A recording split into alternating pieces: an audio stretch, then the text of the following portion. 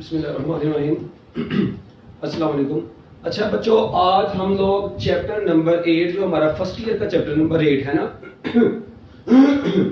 और यूएचएस का मतलब जो हमारा वेव्स वाला चैप्टर है, ठीक है। तो उसमें एक बड़ा ही जबरदस्त टॉपिक है, उसका नाम है stationary waves. Stationary waves are also called standing waves. बच्चों पहले तो सबसे आपको पता होना चाहिए कि स्टेशनरी वेव्स का दूसरा नाम क्या है, standing waves. So stationary waves are also called standing waves. एक चीज, अब इनको स्टैंडिंग वेव्स क्यों बोलते हैं या इन वेव्स को स्टेशनरी वेव्स क्यों बोलते हैं, ये हमारी बात की बात है। पहले सबसे आप लोग देखें, मैंने इसकी जो डेफिनेशन लिखी है वो क्या लिखी है। मैंने इसकी डेफिनेशन लिखी है कि दो वेव्स, ये मैंने आपको प्रिंसिपल ऑफ सुपरपोजिशन में भी बताई थी। To waves of equal frequency. बच्चों अगर दो वेव्स हो इक्वल फ्रीक्वेंसी की हो और सेम डायरेक्शन में ट्रेवल कर, ऑपोजिट डायरेक्शन में ट्रेवल कर रही हो, to waves of equal frequency and travelling in opposite direction, ठीक है बच्चों। और अगर ऑपोजिट डायरेक्शन में ट्रेवल कर रही हो तो वो सुपरपोज होकर क्या प्रोड्यूस करवाती है, stationary waves. Two waves of equal frequency travelling in opposite direction superpose to produce stationary waves. तो बच्चों वो सुपरपोज होकर क्या प्रोड्यूस करवाती है, स्टेशनरी वेव्स प्रोड्यूस करवाती है। अब देखें, to waves of equal frequency but opposite direction, इससे क्या मुराद है। आप लोग देखें, यहां पर मैंने डायग्राम ड्रॉ किया, मैं दोबारा से बना देता हूं। एक ये देखें जरा, सपोज करते हैं ये ग्रीन वाली वेव है, वो इधर से आ रही है ऐसे, ठीक है, ये इस डायरेक्शन में ट्रेवल कर रही है ऐसे। और एक बच्चों मेरे पास ये एक रेड वाली वेव है, वो इस डायरेक्शन में मतलब यहां से आ रही है ऐसे, इसको मैं ड्रॉ कर रहा हूं ऐसे, मगर ये आ बच्चों कैसे रही है, ऐसे रही है। अब देखें, अब ग्रीन वाली वेव थी बच्चों वो इधर को जा रही थी, जबकि जो रेड वाली वेव है बच्चों वो इधर को आ रही है। अब मुझे बताएं, क्या ऐसा हो रहा है कि ये दो वेव्स हैं, क्या जितने क्रस्ट और ट्रफ इसमें उतने इसमें, मतलब दोनों की फ्रीक्वेंसी सेम है। फेज आउट है, इसका मतलब एक इधर को आ रही है एक इधर को जा रही है, डायरेक्शन इनकी ऑपोजिट है मगर फ्रीक्वेंसी इनकी दोनों की बच्चों क्या है, सेम है। दोनों की फ्रीक्वेंसी सेम है, डायरेक्शन क्या है, ऑपोजिट है। क्या सुपरपोज हुई है, तो सुपरपोज होने के बाद ही जो आपको एक पैटर्न सा नजर आ रहा है ना, इस पैटर्न ऑफ द वेव को क्या बोलते हैं, स्टेशनरी वेव बोलते हैं। इस पैटर्न को क्या बोलते हैं, स्टेशनरी वेव। अच्छा अब आप लोग जरा गौर करें, इसका मतलब ये हुआ कि ये स्टेशनरी वेव आपके सामने बनी। एक्चुअली अब ये भी कितने लूप्स पर मुश्तमिल है, एक लूप, ये दो लूप, ये एक क्रस्ट और ट्रफ पूरा मिलाकर ना एक लूप बनता है, इसे क्या बोलते हैं, एक लूप। इस वक्त इसमें टोटल कितने नंबर ऑफ लूप्स हैं, दो नंबर ऑफ लूप्स हैं। इसी तरह तीन भी बन सकते हैं, चार भी बन सकते हैं। तो मैंने आपके सामने एक तीन वाला डायग्राम ड्रॉ किया। अब आप लोग देखें, जितनी भी मैं स्टेशनरी वेव्स का पैटर्न बनाऊंगा ना बच्चों, उन तमाम पैटर्न में एक चीज तो बड़ी नोटेबल होगी कि कुछ पॉइंट ऐसे होंगे जो मीन लेवल पर होंगे, ठीक है बच्चों। ये जो लेवल होता है, इस लेवल को क्या बोलते हैं, ऐसे ये लेवल मैं ड्रॉ करता हूं, इसे बोलते हैं mean level, mean position actually. और बच्चों ये जो पोजीशन है, ठीक है, ये वाली, इसे क्या बोलेंगे, एक्सट्रीम लेवल बोलेंगे। एक पॉजिटिव एक्सट्रीम होगा, दूसरा नेगेटिव एक्सट्रीम होगा। अच्छा अब आप लोगों ने इस चीज पर जरा गौर करना है और मुझे बताना है कि एक एक्सट्रीम लेवल है, एक मीन लेवल है। अब ये देखना है जरा कि क्या कुछ पॉइंट इस पर ऐसे हैं जो हमेशा रेस्ट पर रह रहे हैं। ये 1 2 3 4, क्या ये पॉइंट ऐसे हैं जिनका डिस्प्लेसमेंट जीरो। भाई मीन पोजीशन के ऊपर डिस्प्लेसमेंट क्या होता है, जीरो। इसका मतलब ये पॉइंट ऐसे पॉइंट हैं जो हमेशा मीन पोजीशन पर रह रहे हैं। तो स्टेशनरी वेव्स के ऊपर वो पॉइंट जो हमेशा मीन लेवल पर रहते हैं, जिनका डिस्प्लेसमेंट जीरो होता है, उन पॉइंट्स को नोड्स बोला जाता है। So points of zero displacement are called node. तो बच्चों पॉइंट ऑफ जीरो डिस्प्लेसमेंट को क्या बोलते हैं, नोड। और ये कहां पर रहते हैं, दे रिमेन्स एट रेस्ट। बच्चों ये हमेशा रेस्ट पर रहते हैं। जबकि दूसरी साइड पर आप लोग देखें, ये जो पॉइंट्स है ना, मतलब ये मैक्सिमम एम्पलीट्यूड, ये मैक्सिमम एम्पलीट्यूड, ये मैक्सिमम एम्पलीट्यूड। तो बच्चों वो पॉइंट जो मैक्सिमम डिस्प्लेसमेंट से वाइब्रेट करते हैं, और ये वाइब्रेट करते हैं, ठीक है ना, ये वाइब्रेट कैसे करते हैं। आप लोगों ने अपनी टेक्स्ट बुक के अंदर ना 5 केस उसने बनाए हैं, अगर आप लोगों ने कभी गौर किया हो, उनमें आप लोग देखते हैं वो पॉइंट कभी ऊपर कभी नीचे, कभी ऊपर कभी नीचे से वेव के साथ साथ ट्रेवल करते हैं। खैर हमारा उनको तो पूरी 5 डायग्राम्स को डिस्कस करने का मकसद नहीं है। हमारा यहाँ पर क्या है कि जो मैक्सिमम एम्पलीट्यूड वाले पॉइंट्स होते हैं, जो मैक्सिमम डिस्प्लेसमेंट वाले पॉइंट्स होते हैं, उनको क्या बोलते हैं, एंटी नोड्स। और जो जीरो डिस्प्लेसमेंट वाले होते हैं बच्चों, उनको क्या बोलते हैं, नोड्स बोलते हैं। और ये हमेशा स्टेशनरी वेव्स पर क्या करते हैं, ऑसिलेट करते हैं। अच्छा अब ये तो बात हो गई, मगर ना इधर से एक क्वेश्चन और आता है। एक मतलब मेरे पेपर में देखा, उसने पूछा हुआ था, बताएं नोड्स के ऊपर, देखें दो वेव्स मिल ही रही है तो दोनों वेव्स के मिलने से ही नोड्स बने हैं। बताएं नोड्स के ऊपर कौन सी इंटरफेरेंस ओकर होती है? Interference occurs at nodes. अब ऑप्शन लिखी होती है ए के नाम है अपना, क्या बोलते हैं यार उसको, कंस्ट्रक्टिव इंटरफेरेंस, डिस्ट्रक्टिव इंटरफेरेंस। बताएं। तो बच्चों याद रखना नोड्स पर डिस्प्लेसमेंट 0 है, तो these are the points of destructive interference. ये बच्चों कौन सी इंटरफेरेंस है? डिस्ट्रक्टिव इंटरफेरेंस को शो करते हैं। जबकि जहां पर मैक्सिमम डिस्प्लेसमेंट प्रोड्यूस हो रहा है वो कौन सी इंटरफेरेंस को शो करेंगे? ऑब्वियस ही बात है, कंस्ट्रक्टिव इंटरफेरेंस को शो करेंगे। तो बच्चों ये वाले पॉइंट्स कंस्ट्रक्टिव इंटरफेरेंस को शो करते हैं और ये वाले पॉइंट्स डिस्ट्रक्टिव इंटरफेरेंस को। तो मेरा ख्याल है आप लोगों को ये छोटी छोटी बातें समझ आ गई होगी। अच्छा, अब एक चीज और है, कहते हैं energy can not transmitted across them. उसकी वजह मैं आपको बताता हूं। आप लोग देखें ये नोड्स हैं और ये एंटी नोड्स है ना। चलो मुझे एक बात बताओ, नोड्स रेस्ट पर हैं यानी मीन पोजीशन पर है और एंटी नोड्स एक्सट्रीम लेवल पर है। तो बच्चों मुझे एक बात बताएं, मीन पोजीशन पर काइनेटिक एनर्जी क्या होती है? Maximum. It means they have maximum kinetic energy at mean position. जबकि एक्सट्रीम पोजीशन पर बच्चों इनकी पोटेंशियल एनर्जी मैक्सिमम होती है। तो याद रखना नोड्स पर पोटेंशियल एनर्जी मिनिमम होती है, काइनेटिक एनर्जी मैक्सिमम होती है। और ये नहीं है कि मतलब एनर्जी इस नोड से निकल के आगे चली जाए, नहीं, एनर्जी इस लूप के अंदर अंदर ट्रेवल करती है और ऊपर जाती है तो उसकी काइनेटिक एनर्जी मिनिमम। नोड से गुजरते वक्त मैक्सिमम, मतलब इनके जो पार्टिकल्स है ना वो एक नोड से दूसरे नोड तक नहीं जाते। मतलब ये नहीं कि n2 से n3 पर चले गए, n1 से n3 पर चले गए, नहीं, एक ही लूप के अंदर अंदर इनकी एनर्जी ऑसिलेट करती है स्टेशनरी वेव्स की। ठीक है, ये अपने लूप को छोड़ के आगे नहीं जाते। तो क्योंकि इनकी एनर्जी अपने लूप को छोड़ के आगे नहीं जाती, इसी को हम लोग कहते हैं energy can not transmitted across them, और that is why they are called stationary waves, so called stationary waves. तो बच्चों इसीलिए तो हम लोगों ने इनका नाम ही स्टैंडिंग वेव्स या स्टेशनरी वेव्स रखा है, क्योंकि these waves can not transmit energy, ये एनर्जी को ट्रांसमिट नहीं करती, इसीलिए इनका नाम क्या है? स्टेशनरी वेव्स है। तो बच्चों points of zero displacement, the points which always remains at rest, points of constructive interference, points of maximum kinetic energy on stationary waves are called nodes. Similarly ये फोर डेफिनेशन मतलब क्या नाम है, 1 2 3 4 definition इसकी बन गई है। तो बच्चों ये नोड और एंटी नोड के बारे में मेरा ख्याल है आप लोगों को बातें समझ आ गई होंगी। अच्छा, अब मैं थोड़ी सी और मजीद आगे बात करता हूं। देखिए मुझे एक बात बतानी है आप लोगों ने, ये मैं आप लोगों के सामने एक वेव बना रहा हूं, ये मैंने आप लोगों के सामने एक वेव बनाई। मुझे ये बताओ इस वक्त इसमें कितने नोड है? अब सारे यहाँ पे लेके 3 नोड। ऐसे चलसी किस्म के लोग, इसमें कोई नोड और एंटी नोड नहीं है, तो कल वेव है, ये बेचारी प्रोग्रेसिव वेव है, ये स्टेशनरी वेव है।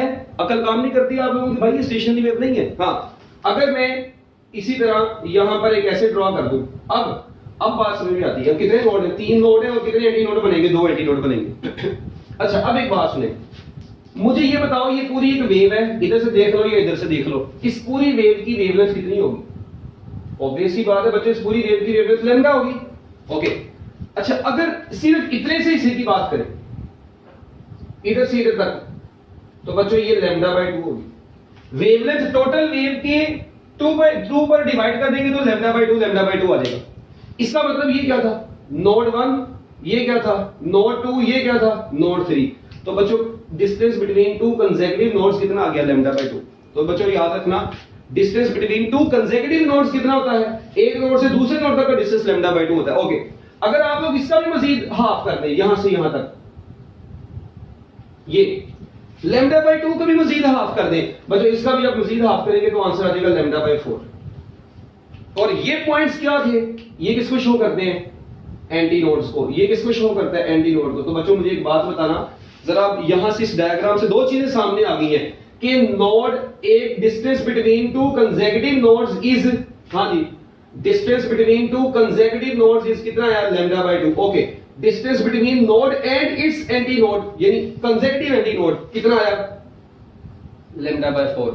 अच्छा, अब मुझे एक बात बताओ, इसी तरह एक एंटी नोड से दूसरे एंटी नोड तक का भी कितना होगा? अगर एक नोड से दूसरे नोड तक का λ/2 है तो एक एंटी नोड से दूसरे एंटी नोड तक का बच्चों कितना होगा? λ/2 ही होगा। और एक एंटी नोड से नोड तक का भी कितना होगा? वो भी λ/4 होगा। तो ये आपके पास 4 एमसीक्यू मजीद आ गए। Distance between 2 consecutive nodes is λ/2, distance between node and anti node is λ/4। फिर इस एंटी नोड से इस नोड तक का देख लो भाई, ये यहां से यहां तक का भी देख लो, तो जो ये वाला सिचुएशन थी वही ये वाली सिचुएशन बनेगी, तो यहां पर भी λ/2 आएगा। और एक एंटी नोड से किसी भी नोड तक का देख लो बच्चों, वो कितना होगा, इधर से इधर तक का देख लो वो λ/4 है, इधर से इधर का देख लो वो λ/4 है। ओके आ गया। तो ये आप लोगों के पास कुछ छोटी छोटी चीजें हैं जो कि आप लोगों को पता होनी चाहिए। अच्छा अब देखो, अगर मैं आप लोगों को कहता हूं, अब एमसीक्यू देता हूं, मैं कहता हूं डिस्टेंस बिटवीन, कैलकुलेट करो जरा, मुझे बताओ, node 1 to node 2 to node 3, ये लो। अब देखो, आप लोगों को पता है एक नोड से दूसरे नोड तक का डिस्टेंस बच्चों λ/2, ये वाला डिस्टेंस λ/2। तो जब ये दोनों ऐड हो जाएंगे तो आपको पता है ये आंसर आ जाएगा 2 λ/2 व्हिच इज इक्वल टू λ। तो अब एक नोड से नोड तक और उसके बाद उससे अगले नोड तक का डिस्टेंस कितना होगा, λ होगा। इसी तरह बच्चों मैं आप लोगों को कहता हूं यार एक नोड से दूसरे नोड और दूसरे नोड से उसके एंटी नोड तक का डिस्टेंस। अब देखो, अब पहले नोड से नोड तक का डिस्टेंस कितना है बच्चों, λ/2, इधर आएगा λ/2। फिर इस नोड से ये बड़े n2 से a2 के दरमियान में कितना होगा, तो एक नोड से एंटी नोड के दरमियान में λ/4 होता है। एलसीएम लो, इधर 4 आ जाएगा, इधर 2λ प्लस λ आएगा व्हिच इज इक्वल टू 3λ/4। तो मेरा ख्याल है अब आप लोगों को नोड्स और एंटी नोड्स के दरमियान में डिस्टेंस पता चल गया होगा कि किस तरीके से हमने निकालना है। ठीक है, तो बच्चों ये आप लोगों ने याद रखने, ये छोटे छोटे एमसीक्यू आए थे। देखो अब ये कितना एंटी नोड है, ये दूसरा एंटी नोड है, ये पहला एंटी नोड था, ये दूसरा था। अब मैं आप लोगों को एक एमसीक्यू देता हूं जी, डिस्टेंस बिटवीन नोड, ठीक है जी, distance between first node and sixth anti node. ये डिस्टेंस बिटवीन फर्स्ट नोड यानी पहले नोड से लेकर तो सिक्स्थ एंटी नोड तक। अब एक बात सुनना, इधर ड्रॉ करते हैं जरा, ये देखो जरा छोटी सी मैं डायग्राम ड्रॉ करता हूं। अब मुझे ये बताओ, ये 1 2 3 4 5 6 नोड हो गए, 1 2 3 4 5 और ये छठा एंटी नोड आ गया। ठीक है, अब यहां तक का डिस्टेंस आपने एक्चुअली बताना है। अब मेरी बात सुनो, अब मैं आपको एक छोटा सा तरीका बताऊंगा, distance between first node and sixth anti node. अब बच्चों फर्स्ट नोड ये है, मुझे एक बात बताओ, सिक्स्थ एंटी नोड से पीछे कितना नोड होगा, पांचवा नोड होगा। अकल है ना आप लोगों में। अब देखें, अब आप लोगों ने दिमाग चलाना है। और भाई देखो, पहला नोड, दूसरा, तीसरा, चौथा, पांचवा, छठा, यानी सिक्स्थ एंटी नोड से पीछे जो होगा ना वो n6 होगा। जरा दिमाग चलाने की बात है। इसका मतलब n6 से a6 के दरमियान में डिस्टेंस λ/4 होगा। और भाई ऐसे ही है ना, n6 से यहां तक का डिस्टेंस λ/4 होगा। मगर इससे पहले का टोटल डिस्टेंस कितना होगा, नोड 1 से नोड 6 तक का। बच्चों सुने, नोड 1 से यहां तक पूरी एक लैम्डा, फिर 2λ, फिर λ/2। यानी कि आप लोग ये कह सकते हैं कि पहले नोड से 6 नोड तक n1 टू n6 कितना होगा। बच्चों दो नोड मिलके एक लैम्डा बनाते हैं, ये दोनों मिलके एक लैम्डा बना दिया इन्होंने, फिर इन्होंने मतलब ये पूरों ने मिलके एक लैम्डा बना दिया, और ये वाला कितना बच गया, λ/2 बच गया।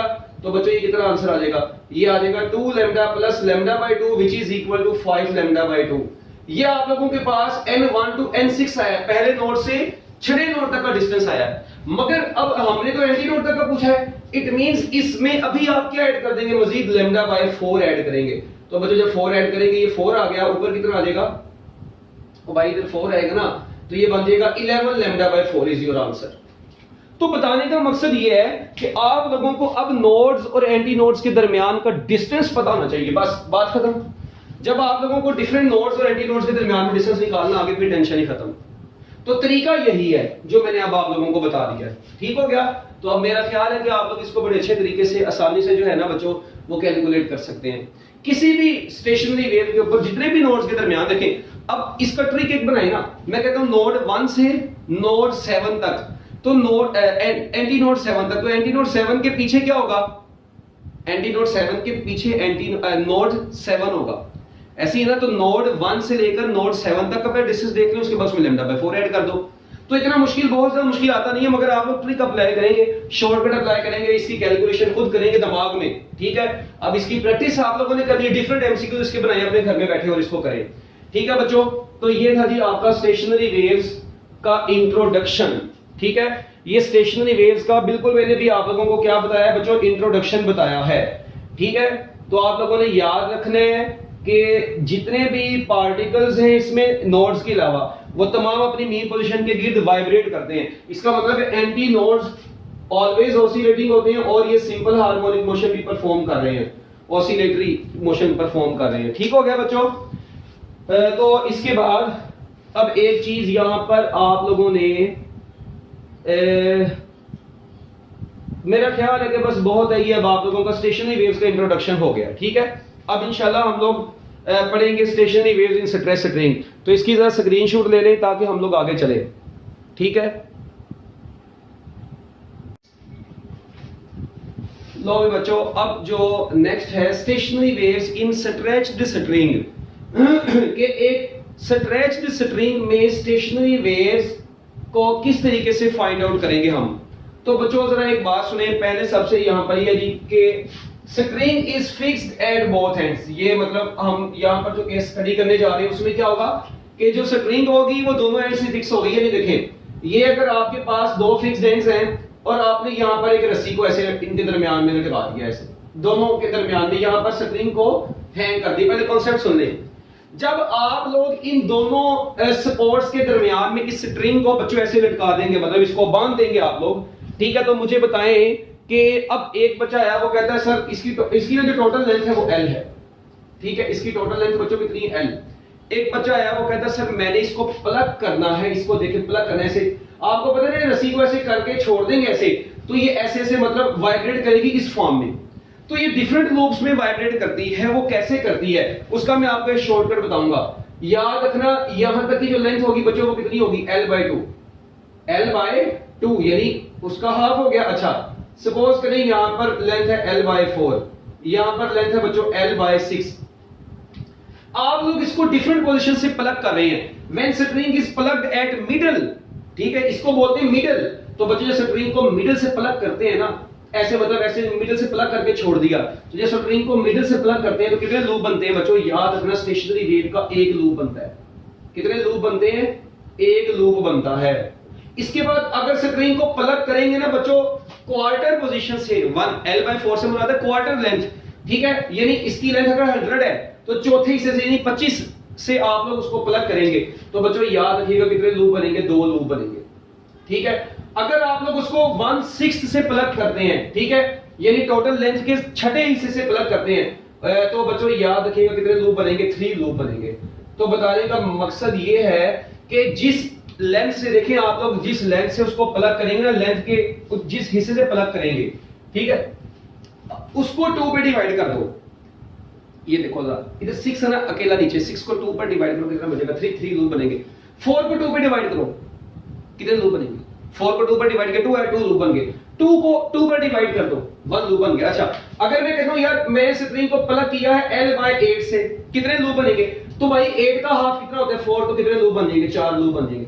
वैसे ही मैं आप लोगों को केमिस्ट्री कहता हूं string is plugged at L/16, how many loops will occur? तो बच्चों याद रखिएगा 8 लूप्स बनेंगे। या ऐसे याद रखिए जितने लूप्स होंगे ना उसका डबल यहां पे होगा, या जितना सिर्फ और सिर्फ जितना L के नीचे वाली वैल्यू उसको 2 पे डिवाइड कर दें, आपके पास उतने नंबर ऑफ लूप्स आ जाएंगे। बात खत्म यार। तो इसमें कोई परेशानी वाली बात नहीं है। अब मेरे ख्याल आपको समझ लगी होगी स्ट्रिंग में कितने लूप्स कब बनेंगे। तो यहां पर आप लोग देखें अभी एक लूप नजर आ रहा है, तो इस पहले लूप को बोलते हैं फर्स्ट मोड ऑफ वाइब्रेशन। और ये कब हुआ है? When string is plugged at middle. String is plugged at middle, बच्चों स्ट्रिंग को मिडल से प्लग किया है, डन हो गया। ये पहला केस आ गया। अच्छा, 2 लूप बने हुए, 2 लूप्स देखते साथ आप लोग बता देंगे कि स्ट्रिंग को कहां से प्लग किया गया है। String is plugged at quarter length, ठीक है जी, क्वार्टर से प्लग किया है। और 3 लूप्स बने तो यहां से साफ पता चल जाएगा जी string is plugged at 1/6। String is plugged at 1/6 position. लो बच्चों सबसे पहले तो ये आ गया। तो पहले देखिए अब फर्स्ट मोड ऑफ वाइब्रेशन किसको बोलते हैं? ये वेव बनी है आप लोगों के सामने, स्टेशनरी वेव। अच्छा, ये एक ही रस्सी है इसी लेंथ की, इसी लेंथ की रस्सी है, इसको डिफरेंट पोजीशन पर प्लग करने से डिफरेंट पैटर्न बने हैं। मैंने रस्सी की लेंथ को चेंज नहीं किया, लेंथ यहां पर कांस्टेंट है, ये बात याद रखना। इन तीनों पोजीशंस में आप लोग देखें जितना डिस्टेंस ये उतना ये उतना ये, इट मींस उसी रस्सी में पहले एक लूप बनाया, उसी रस्सी में 2 लूप बनाए, उसी रस्सी में 3 लूप बनाए। मैंने रस्सी ने डिफरेंट ली, रस्सी एक ही उसको डिफरेंट पोजीशन से बस प्लग किया है। वेरी इंपॉर्टेंट कॉन्सेप्ट, बड़ी इंपॉर्टेंट बात मैं बोल रहा हूं। String is only one and we are going to plug this string at different positions. हम लोग उस स्ट्रिंग को डिफरेंट पोजीशन से प्लग कर रहे हैं। मिडल से प्लग किया, एक लूप बना। क्वार्टर से प्लग किया, कितने लूप बने? 2 लूप। 1/6 से प्लग किया, कितने लूप बने? 3 लूप्स। 1/8 से प्लग करेंगे, कितने लूप बनेंगे? 4 लूप। 1/10 से प्लग करेंगे, कितने लूप बनेंगे? 5 लूप। 1/12 से प्लग करेंगे, कितने लूप बनेंगे? 6 लूप। पहले वाले लूप की फ्रीक्वेंसी दूसरे वाले के तीसरे वाले की क्या सेम होगी? भाई इसमें एक लूप है, इसकी फ्रीक्वेंसी, इसमें 2 लूप है, इसकी फ्रीक्वेंसी पहले से ज्यादा होगी, इसमें 3 लूप है, इसकी फ्रीक्वेंसी दोनों से ज्यादा होगी। इट मींस डिफरेंट पोजीशन से प्लग करने से जो वेव्स अंदर जनरेट हो रही है ना, उनकी फ्रीक्वेंसी डिफरेंट है। जब उनकी फ्रीक्वेंसी डिफरेंट होगी तो इन वेव्स की, ये वेव्स की वेवलेंथ भी क्या होगी? डिफरेंट होगी। तो याद रखना, stationery waves in stress string में डिफरेंट पोजीशन से प्लग करने पर डिफरेंट फ्रीक्वेंसी वाली स्टेशनरी वेव्स जनरेट होती हैं, डिफरेंट वेवलेंथ वाली स्टेशनरी वेव्स जनरेट होती हैं। एक बात। अच्छा अब देखें, अब जरा बच्चों अगली बात आप लोगों ने सुनी, ये तो मेरे को समझ लग गया होगा, इसको मैं इरेज कर देता हूं, ठीक है, और आगे चलते हैं कि स्ट्रिंग को प्लग करने से किस पोजीशन से प्लग करेंगे, कितने लूप बनेंगे। ये एमसीक्यू आ सकता है, मैंने आपको बता दिया। उसके बाद अब देखिए, यहां पर पहले लूप की फ्रीक्वेंसी को बोलते हैं फर्स्ट मोड, दूसरे वाले को बेसिकली बोलते हैं सेकंड मोड, जिसमें 2 लूप बने। 3 बने होंगे तो थर्ड मोड, 4 बने होंगे तो फोर्थ मोड, 5 बने होंगे तो फिफ्थ मोड, ठीक है, मगर हमारी बुक में भी इस वाला है। अब आप लोगों ने क्या काम करना, ये मुझे ये बताओ कि क्या इधर यहां पर, बल्कि एक काम और, अभी फ्रीक्वेंसी, क्या आप लोग इसकी फ्रीक्वेंसी, इसकी फ्रीक्वेंसी, इसकी फ्रीक्वेंसी कैलकुलेट कर सकते हैं? बिल्कुल कर सकते हैं। आपने इनकी फ्रीक्वेंसीज कैलकुलेट करनी है बच्चों, मगर फ्रीक्वेंसी को कैलकुलेट करने से पहले वाली जो बात है ना, वो जो मैं बताने लगा वो सुनना जरा। आपने फ्रीक्वेंसी कैलकुलेट करनी है ना, उससे पहले मुझे बताएं, स्टेशनरी वेव जब रस्सी में प्रोड्यूस होती है ना, तो इनकी कोई ना कोई तो स्पीड होगी, जाहिर बात है, ये वाइब्रेट करेंगे, किसी स्पीड से वाइब्रेट कर रही है स्टेशनरी वेव्स। इनकी स्पीड कैलकुलेट करने का ना बच्चों फार्मूला होता है √F/m। v is equal to √F/m, ये फार्मूला होता है बच्चों। F यहां पर याद रखना, F है tension in the string, F is tension in string, ठीक है बच्चों। F क्या है? स्ट्रिंग में टेंशन है। M क्या है? Mass per unit length of the string है। ये अकेला M नहीं है, ये नजर का धोखा है, ये mass per unit length of the string है। स्ट्रिंग की मैस ओवर L की वैल्यू है, और लेंथ यूजुअली 1 होती है, तो इसलिए उसने M ही अकेला लिखा है। तो ये याद रखना है बच्चों, ये M अकेला नहीं बल्कि क्या है? M ओवर L है ये, ओके। तो अब मुझे एक बात बताओ, इन तीनों में से किसकी फ्रीक्वेंसी ज्यादा होगी? और सॉरी, तीनों में से किसकी स्पीड ज्यादा होगी? स्टेशनरी वेव्स तीनों में जनरेट हुई हैं, सबसे ज्यादा स्पीड ऑफ स्टेशनरी वेव्स इन तीनों में से किसकी होगी? अब अक्सर बच्चों के दिमाग में है यार, ये फ्रीक्वेंसी जिसकी ज्यादा उसकी स्पीड ज्यादा होगी ना, ऐसा चक्कर नहीं है। स्पीड का फार्मूला आप लोगों के सामने दिखा है। F टेंशन को बोलते हैं जब रस्सी आप लोगों के पास एक है, ठीक है, जब रस्सी आप लोगों के पास एक है, उसको डिफरेंट पोजीशन से प्लग करें, उसकी टेंशन के ऊपर फर्क कोई नहीं पड़ेगा, क्योंकि जितनी मजबूती से बांध रहा था बांध दिया है। स्ट्रिंग की टेंशन को उसकी टाइटनेस या उसका लूजनेस एक्सप्लेन करता है। जब आप लोगों ने एक मुकम्मल तौर पर टाइट करके इसको रख दिया, अब इसकी टेंशन फिक्स हो गई है। तो बच्चों ये देखिए, स्पीड के फार्मूले में टेंशन तो चेंज नहीं हो रही, इन तीनों में टेंशन सेम है, क्योंकि टेंशन तो टाइटनेस या लूजनेस के ऊपर डिपेंड करती है। ये तो इक्वली टाइट है तीनों, हाँ प्लग किया है डिफरेंट पोजीशन से, प्लगिंग से टेंशन नहीं चेंज होती। So tension in the string is constant, number 1, okay. फिर क्या स्ट्रिंग का मैस, मैंने बोला था एक ही स्ट्रिंग है, इसका मतलब मैस भी वही है, लेंथ भी वही है। क्या M ओवर L भी कांस्टेंट है, टेंशन भी कांस्टेंट, तो स्पीड क्या रहेगी? कांस्टेंट। तो बच्चों याद रखना, जो स्पीड ऑफ स्टेशनरी वेव इसमें है ना, वही इसमें, वही इसमें है। तो एक लाइन लिख ले, speed of stationary waves is independent of number of loops. देखो, speed of stationary waves in a stretched string, speed of stationary waves in a stretched string, speed of stationary waves in stretched string, या जहां पर भी stationary waves is independent of number of loops, is independent of number of loops। बच्चों ये number of loops के ऊपर depend नहीं करती, ये इसका हिस्सा नहीं है, ये मैंने वैसे ही अलग से लाइन लिखवाई है कि स्टेशनरी वेव्स की स्पीड नंबर ऑफ लूप्स के ऊपर डिपेंड नहीं करती। इट मींस इन तीनों में मैं स्पीड को कांस्टेंट ही कंसीडर करूंगा। क्यों? क्योंकि तमाम की टेंशन और mess per unit length same है। इसीलिए स्पीड इनकी सेम कंसीडर होगी। हाँ, डिफरेंस किसमें होगा? इनकी फ्रीक्वेंसीज में होगा, इनकी वेवलेंथ में होगा। v = f लैम्डा होता है। जब स्पीड कांस्टेंट हो जाएगी तो फ्रीक्वेंसी और वेवलेंथ का इनवर्स रिलेशन आ जाएगा। इट मींस अगर इसकी फ्रीक्वेंसी कम है, इसकी फ्रीक्वेंसी ज्यादा, इसकी फ्रीक्वेंसी सबसे ज्यादा नजर भी आ रहा है, तो frequency depends upon number of loops. ये भी लिख रहे हैं, frequency of stationary waves depends number of loops. Frequency and wavelength depends upon number of loops. Speed of the stationary waves is independent of number of loops. तो देखिए frequency depends upon number of loops. लिख लिया? लो जी बच्चों, frequency तो depend करती है number of loops पर। It means इन तीनों में number of loops different हैं, तो जाहिर बात है frequency भी different होंगी। लो अब ये सुना, इसकी frequency कैसे कैलकुलेट करेंगे? फार्मूला होगा f1 = v/λ1। ऐसे ही है ना, v/λ1। ओके, इसकी फ्रीक्वेंसी क्या होगी? f2 = v/λ2। इसकी थर्ड फ्रीक्वेंसी होगी f3 = v/λ3। एक बात तो ये डन होगी। मैंने फ्रीक्वेंसी का फार्मूला लिख दिया तीनों केसेस का, v/λ1, v/λ2, v/λ3। ठीक है, ये आ गया। अब यहां पर सोचनेबल बात ये है कि इधर देखिए, आप लोग गौर कर रहे हैं, मैंने स्पीड के साथ 1 या 2 नहीं लगाया। क्यों नहीं लगाया? वो इसलिए नहीं लगाया क्योंकि मैं यहां पर ये बता चुका हूं, ऑलरेडी बता चुका हूं। अब λ1, λ2, λ3 इसका क्या हिसाब होगा? अब एक बात सुनो, λ1 यहां पर कितना आएगा? बच्चों, इस स्ट्रिंग की टोटल लेंथ कितनी है? इस स्ट्रिंग की टोटल लेंथ है l। इसमें कितने नोड्स हैं? साफ नजर आ रहे हैं, 2 नोड है, एक एंटी नोड है। ये देखो, 2 नोड्स, एक एंटी नोड।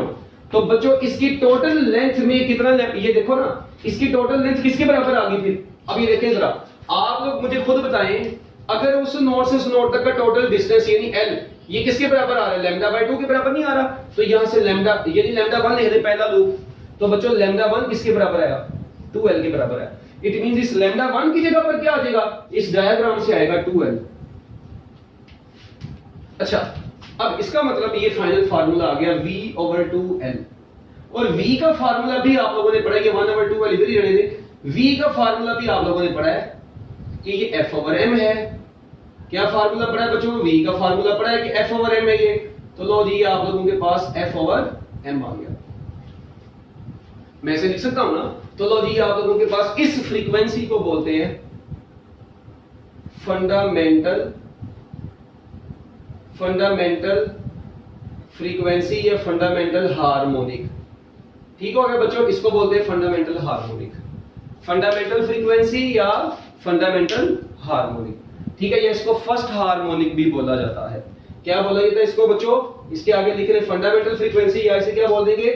First harmonic. ठीक है, स्टेशनरी वेव्स का। अच्छा बच्चों, अब इधर देखो, इधर λ2 कैसे निकलेगा? कोई मुश्किल चीज नहीं है। आप लोगों ने क्या काम करना है? इधर से इधर तक की टोटल लेंथ में देखो जरा, इधर से इधर तक की टोटल लेंथ किसके बराबर आएगी? इधर से इधर का डिस्टेंस कितना हो गया? λ/2। ये भी डिस्टेंस कितना हो गया? λ/2। दोनों ऐड होंगे तो लैम्डा आ जाएगा।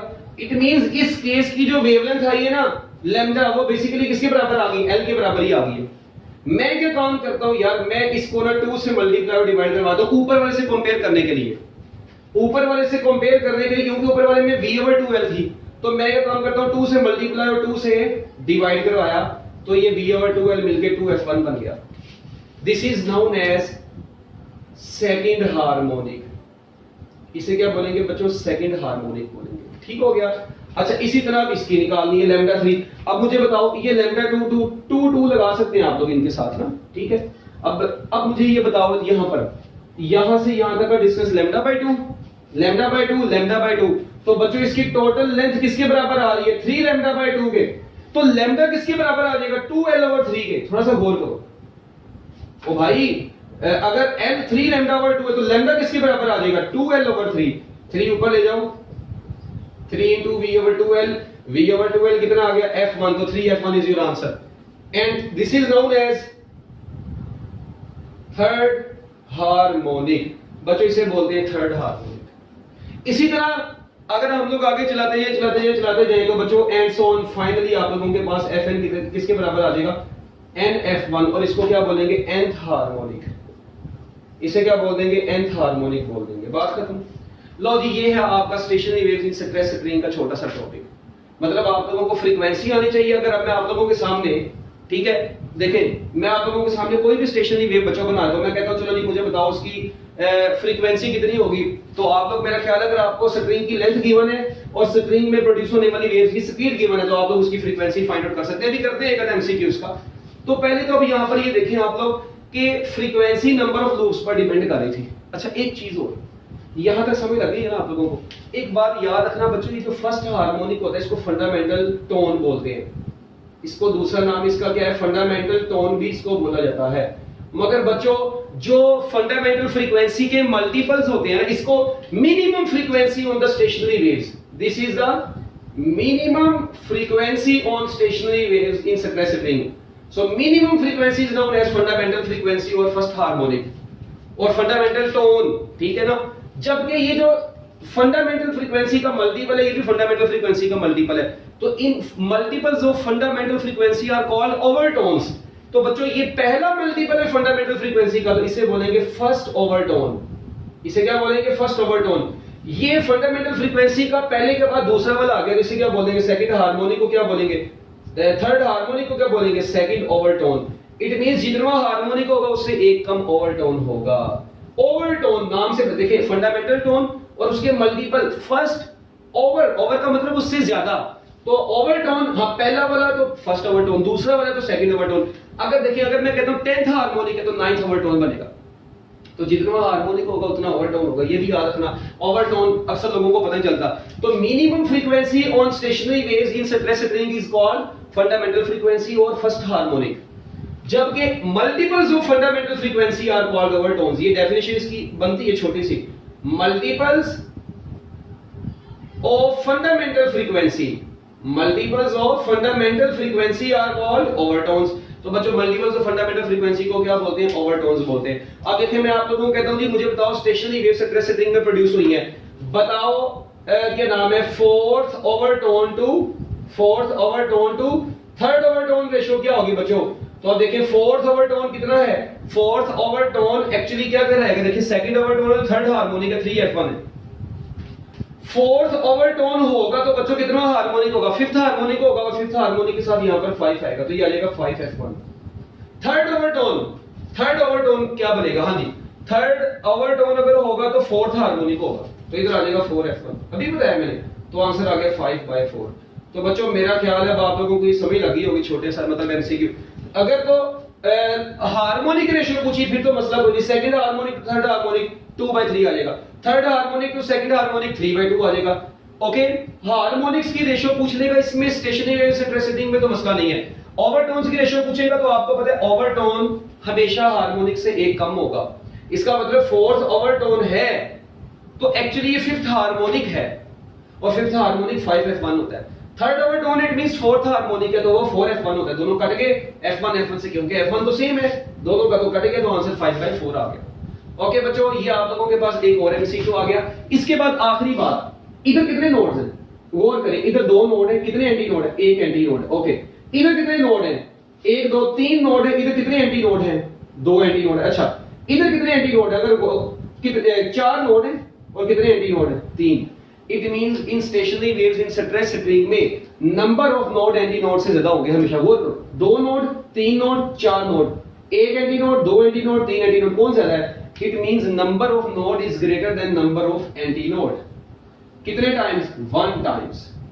तो बच्चों याद रखिएगा, stationary wave in successive ring में number of node anti node से ज्यादा होते हैं। इट मींस अब देखो मैं आप लोगों को कहता हूं यार कि number of node is equal to anti node plus 1, ये लो, यानी इधर लिख लो number of node is equal to anti node plus 1। ये एक रिलेशन बन गया आपके सामने कि भाई जितने एंटी नोड होंगे उससे एक ज्यादा नोड होगा।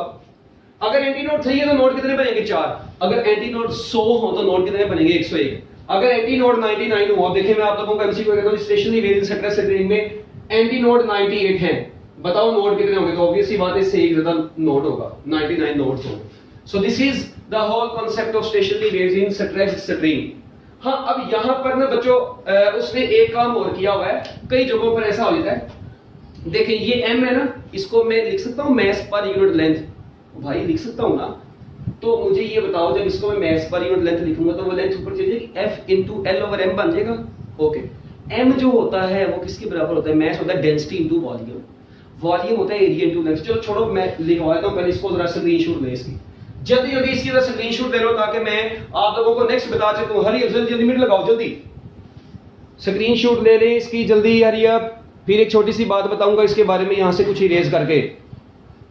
हाँ जी बच्चों, लो जी अब मैं आप लोगों को बताने लगा हूं, ये देखें जरा एक बड़ी ही काम की बात, ठीक है जी।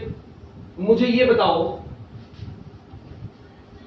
यहां पर ही आप लोगों ने एक चीज का जवाब देना है। ये देखें, पहले सबसे तो वो v का फार्मूला था ना आप लोगों के पास, क्या फार्मूला आया था बच्चों, आपके पास v का फार्मूला आया under root f over m। क्या मैं इसको f into l over m लिख सकता हूं? मैंने पहले कहा था m मैस ओवर लेंथ है, तो मैं लेंथ को ऊपर ले आया हूं। एक्चुअली ये ऐसे भी लिखा जा सकता है। अब देखें, ये f इंटू l यहीं पर रहा, मैस किसके बराबर होता है, डेंसिटी इंटू वॉल्यूम, ठीक है। ऊपर है f इंटू l, मैं ब्रैकेट्स में लिखता हूं। अच्छा, अब ये तो ऊपर तो है f इंटू l, अब ये रो, और वॉल्यूम कितना होता है, एरिया इंटू लेंथ। बच्चों वॉल्यूम कितना होता है, एरिया इंटू लेंथ, वॉल्यूम होता है एरिया इंटू लेंथ। बच्चों लेंथ लेंथ से कट गई, क्या बच गया आपके पास, क्या बच गया आपके पास, सिर्फ और सिर्फ ये बच गया under root force over density into area. Okay, और अगर आप लोग यहां पर अब देखिए जरा, ये फोर्स नहीं है एक्चुअली, ये एक्चुअली क्या है, टेंशन इन द स्प्रिंग है। So if you are given the tension in spring, density of the spring and area of cross section of the spring, you can calculate the speed of the stationary waves. Okay, एक ये formula आप लोगों के सामने, ये बहुत कम use होगा but use तो हो सकता है, ठीक है। तो आप लोग इसको पैक कर ले और शापर डबल कर ले। अब एक चीज जरा आप लोगों ने और गौर से सुन रही है, एक बात मुझे ये बताओ यार, ये Fn कितना आया है आप लोगों के पास, NF1 आया ना। अच्छा, आपको पता है जो Fn होता है इसको मैं V ओवर लैम्डा n लिख सकता हूं। ये n यहां पर, और F1 कितना आया था, V ओवर 2l था, लिखा था ऊपर V ओवर 2l। बच्चों ये V से काट दो, क्या बचेगा आपके पास, बचेगा 1 over lambda n is equal to n over 2l। तो बच्चों लैम्डा n कितना आ गया, 2l ओवर n। ये लो, ये आप लोगों के पास wavelength of stationary waves in stress spring calculate करने का फार्मूला आ गया। डायरेक्ट आप लोग निकाल सकते हैं, शॉर्टकट है ये आप लोगों के पास। क्या शॉर्टकट है बच्चों, शॉर्ट कट आप लोगों के पास ये आया है कि देखिए, अगर मैं आपको कहता हूं जी थर्ड हार्मोनिक है, बताओ direct third harmonic stationery waves in stress spring में थर्ड हार्मोनिक की वेवलेंथ क्या होगी। ओ भाई थर्ड हार्मोनिक है तो n की जगह पर 3 लगा दो, तो lambda 3 is equal to 2l by 3, answer आ गया थर्ड हार्मोनिक की वेवलेंथ। तो यहां पर भी हमने कैलकुलेट की थी, तो बजाय ये कि आप लोग पूरी कैलकुलेट करें, जस्ट फार्मूला जेन में रख लें। So lambda n is equal to 2l over n, ठीक है। ये आप लोगों का लग सकता है। हरी अब जल्दी जल्दी करें इसको। अब इसके बाद एक और चीज, ये समझ लगी है ना, तो ये भाई lambda n is equal to 2l over n। So if you are given the length and number of loops, you can calculate the frequent wavelength of that loop. Okay, अब देखिए बच्चों मेरी बात सुने, अगर मैं आप लोगों के सामने एक स्टेशनरी वेव बनाता हूं ऐसे ये, अब मुझे आप लोगों ने ये बताना है, ये स्टेशनरी वेव्स मैंने आप लोगों के सामने बनाई, सपोज करें एमसीक्यू दे दिया। अब मैं आपको कहता हूं यार ये स्प्रिंग की टोटल लेंथ है 1 मीटर। बच्चों कितनी है, 1 मीटर इसकी टोटल लेंथ है।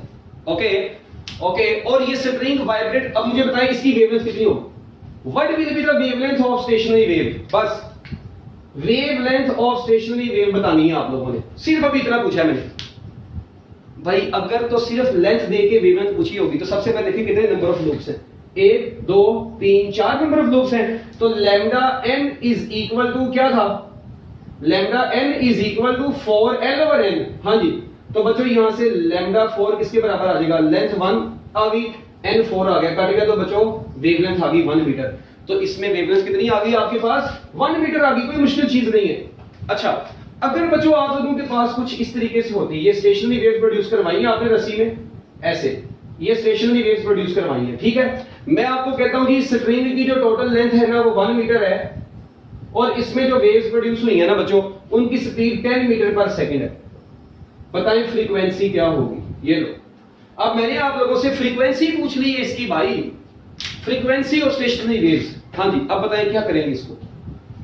अब सबसे पहले तो मुझे ये बताओ, अब देखो फ्रीक्वेंसी, आप लोग देखिए कितने नंबर ऑफ लूप्स हैं, साफ नजर आ रहा है बच्चों, ये कितने नंबर ऑफ लूप्स हैं, 3 नंबर ऑफ लूप्स हैं। तो बच्चों F3 किसके बराबर आ जाएगा, 3f1 के बराबर आ जाएगा, और f1 कितना होगा, v/2l हो जाएगा, बात खत्म। ओ भाई ऐसी है ना 3f1, और अब 3 into v/2l, अब ये v यहां पर 10 है और ये नीचे 2 आ गया, तो आंसर बच्चों ये 2/10 कितना हो गया, 5, तो आंसर आ गया 15 hertz. So frequency will be 15 hertz. कितना टाइम लगा, नो टाइम। तो भाईजान ऐसे छोटे छोटे एमसीक्यूज अब आपको आ सकते हैं। अगर आपको लेंथ गिवन हो, स्पीड गिवन हो, फ्रीक्वेंसी निकाल सकते हैं, अकेली लेंथ गिवन हो, वेवलेंथ निकाल सकते हैं। ठीक हो गया। तो बच्चों ये है आप लोगों के नंबर ऑफ एमसीक्यूज इससे रिलेटेड। ठीक है, तो मैं उम्मीद करता हूं कि आप लोगों को ये सारा समझ आ गया होगा। इसकी स्क्रीनशॉट लें सबसे पहले, ताकि मैं नेक्स्ट टॉपिक की तरफ चलूं। जल्दी जल्दी स्क्रीनशॉट ले लो इसकी भाई। 3 गिनूंगा, 1 2 3। ओके बच्चों, अब नेक्स्ट टॉपिक की तरफ चलते हैं हम। इसको मैं इरेज कर देता हूं। लो जी बच्चों, ये है stationary waves in air column. ठीक है, वैसे डायग्राम बना दिए बस, बाकी हम सारा इसको डिटेल में यहां पे पढ़ेंगे। देखें, आपको पता है जो एयर कॉलम है ना, यानी पाइप की बात हो रही है। पाइप है, दो तरह के पाइप्स हम लोग यहां पर डिस्कस करेंगे। जब पाइप दोनों एंड से ओपन होता है बच्चों, उसको बोलते हैं ओपन ऑर्गन पाइप। मतलब ऐसे, जब पाइप दोनों एंड से ओपन है उसे क्या बोलते हैं, ओपन ऑर्गन पाइप। जब पाइप एक एंड से क्लोज हो जाएगा उसे बोल देंगे closed organ pipe. So when pipe is open at both ends, तो डिफरेंट मोड्स बनेंगे। मतलब एक वेव आई यहां से, फिर एक और आई, ठीक है, ऐसे मतलब डिफरेंट मोड्स ऑफ वाइब्रेशन बन रहे हैं। तो ये मैं 3 मोड बना दिए। इधर से जब क्लोज्ड है तो इधर गया, फिर एक ऐसे भी आएगी, ठीक है। तो मतलब डिफरेंट बन रहे हैं यहां पर भी मोड, ठीक है। तो बताने का मकसद ये है कि जब पाइप दोनों एंड से ओपन हो या एक एंड से क्लोज्ड हो, ठीक है, तो उनकी हम लोग किस तरीके से फ्रीक्वेंसीज कैलकुलेट करेंगे। अब आप लोगों ने ये देखना है, जो पहला मोड है, ये दूसरा है, ये तीसरा। ये when pipe is open at both ends, तो सिर्फ अभी आप लोग देख रहे हैं, हमने ना मतलब आधा लूप इधर आधा लूप इधर शो किया है। उसके बाद ये देखिए, ये आधा और आधा मिलकर पूरा एक ही बनेगा। एक्चुअली ये आधा और आधा मिलकर पूरा एक बन जाएगा, और एक ये 2 लूप बन गए। ये 1 2 और ये आधा आधा मिलकर 3 लूप बन गए। इट मींस यहां पर भी बिल्कुल स्टेशनरी वेव्स इन स्ट्रेच स्ट्रिंग वाला कॉन्सेप्ट आ रहा है। तो याद रखना, ओपन ऑर्गन पाइप के सारे रिजल्ट मुकम्मल तौर पे स्टेशनरी वेव्स इन स्ट्रेच स्ट्रिंग से मैच करेंगे। अब देखो यहां पर λ1 कितना आएगा, आप देखिए जरा जल्दी। मैं एक मतलब बताऊंगा, इसके बाद मैं किसी की लेंथ नहीं बताऊंगा। मुझे ये बताओ, यहां से ये एंटी नोड है, ये एंटी नोड है ना, ये नोड है, ये एंटी नोड है। चलो बच्चों मुझे बताओ, इस एंटी नोड से नोड तक का डिस्टेंस λ/4, यहां से यहां तक अभी λ/4, तो टोटल लेंथ कितनी आ गई, λ/4 प्लस λ/4, आंसर आ जाएगा λ/2। तो यहां से लैम्डा किसके बराबर आ जाएगा, 2l के बराबर आ जाएगा। इट मींस यहां पर λ1 किसके बराबर आएगा, तो ये देखें λ1, ये v/λ1 की जगह पर आ गया 2l। तो बच्चों फंडामेंटल फ्रीक्वेंसी का फार्मूला हो गया v/2l। बात खत्म। चलो जी, अब मुझे इधर का बताना है, v/λ2 की जगह पर क्या आएगा। और भाई देखो, वैसे ही अकल इस्तेमाल कर लो। ये यहां से देखो, यहां से यहां तक λ/4 एक चीज, अच्छा यहां से यहां तक λ/2, ओके, फिर λ/4, λ/4 दो मरतबा ऐड होगा तो λ/2 बचेगा। अच्छा, इसका λ/4 मिलके λ/2 बन गया, इसका λ/2 उसमें ऐड होगा तो λ/2 प्लस λ/2 अकेला लैम्डा आ जाएगा। इट मींस अकेला जो λ2 आएगा इसका वो l के बराबर है। तो अगर इसको ऊपर वाले से कंपेयर करना है तो 2 से मल्टीप्लाई और डिवाइड करवा दो। 2 से मल्टीप्लाई और 2 से क्या कर दो बच्चों, डिवाइड कर दो। तो जब आप लोग इसको 2 से मल्टीप्लाई और डिवाइड करवा दोगे तो ऑब्वियसली बात है कितना आ जाएगा, 2f1 आ जाएगा। सो this is second harmonic, okay. अच्छा, इसके बाद λ3 कैसे निकलेगा, v/, हाँ जी, λ3 कैसे निकलेगा। अब बिल्कुल वैसे ही, कैसे बोला, λ/2 प्लस λ/2 लैम्डा हो गया, और ये λ/4 प्लस λ/4 λ/2, तो लैम्डा प्लस λ/2 कितना हो गया, 3λ/2। तो बच्चों जब 3λ/2 l के बराबर आ जाएगा तो यहां से लैम्डा किसके बराबर आ जाएगा, 2l/3। तो लैम्डा यहां से बच्चों आ जाएगा 2l/3। बताया मैंने पिछले केस में भी, ठीक है। मतलब यार इसकी सिर्फ हमने कैलकुलेशन करनी है, मेरा ख्याल बहुत ही औखा काम नहीं है आप लोगों के लिए। तो बच्चों ये कितना बन जाएगा, 3 ऊपर चला जाएगा, 3 into v/2l, तो आंसर आ गया 3f1।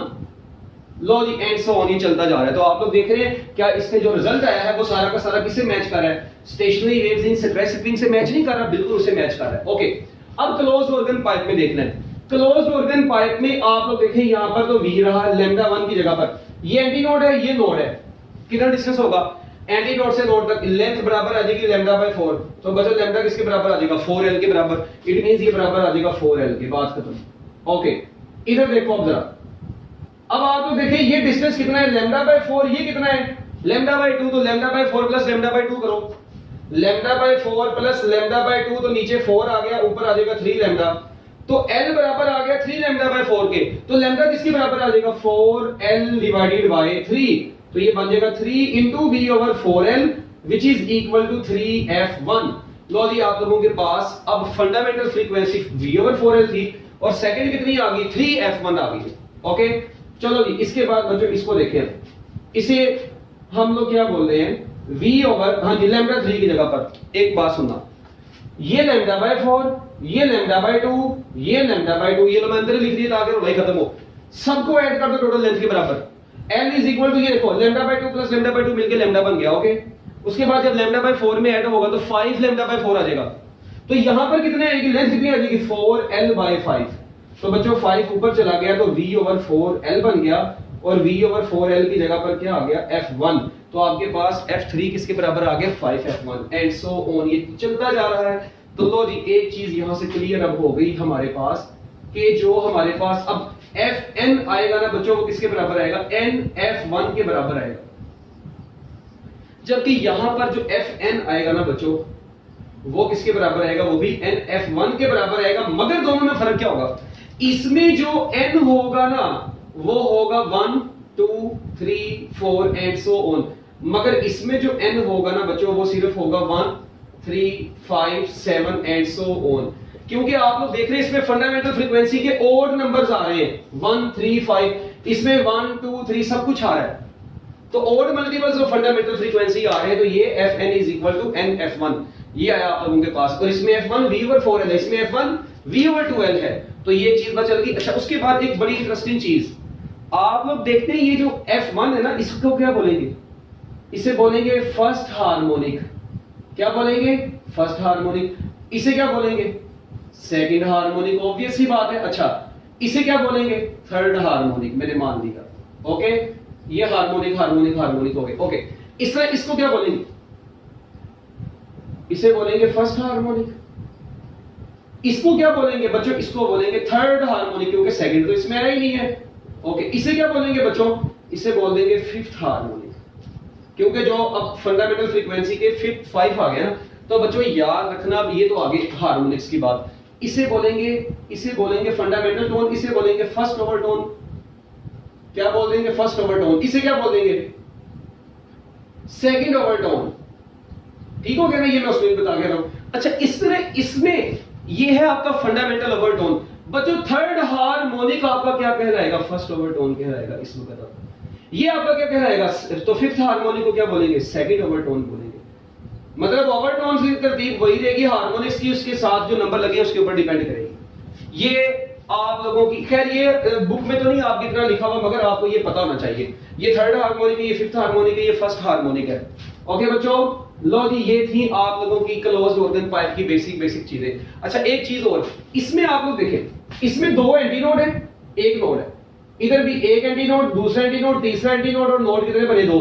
इट मींस इसमें क्या हो रहा है बच्चों, इसमें हो ये रहा है कि इसमें एंटी नोड जो है ना वो नोड से बड़े आ रहे हैं, और anti node is equal to node plus 1 आ रहा है इस दफा।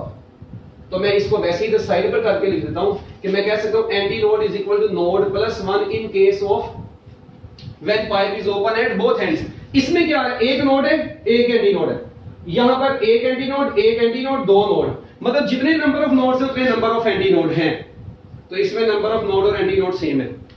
क्या ख्याल, नंबर ऑफ नोड और एंटी नोड इसमें सेम है, इसमें number of anti node number of node से ज्यादा है, और stationary waves in separate string में number of node number of anti node से ज्यादा थी। तो बच्चों ये छोटी छोटी बातें हैं जो बंदे को बड़ा बनाती है। ठीक है इसमें अब देखें याद रखिएगा, इसको बोलते हैं रिचर इन हार्मोनिक्स, ये पुअर है, this is poor in harmonics. वजह क्योंकि इसके पास 2 4 इसमें सिर्फ ऑड नंबर्स हैं, जबकि इसमें सब कुछ आ रहा है। क्या ख्याल है, इसमें इंटीग्रल मल्टीपल, तो मैं कह सकता हूं it is richer in harmonics.